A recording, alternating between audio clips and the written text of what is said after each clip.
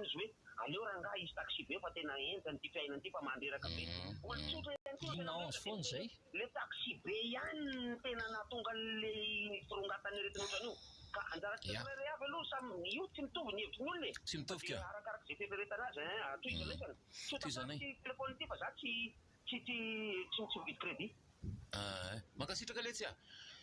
zany de tena ela lesy mepanga-tena misy le antika ka izy kosa anao voapangandreny ka hoany tsy apanga sy mipanga-teny zany fa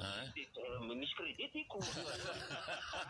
ela be de am'zany la eny ary tsy maraina tao tamin'ny fo maraina teo fa ny andro zao fantatra na herika na davony ty zavatra mamely zavony io ohatra fangaroary raha Francis herika hafahafa zay le izy fa mangatsika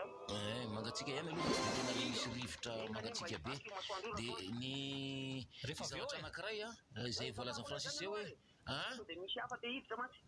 tsy rehefa te hiditra izy de fantatra hoe misy te hiditra ngano matsy fa tena be asa be de tena tsy maintsy manenjika vao maraina any ampiasana ay aveko fa eo akatinga ianao io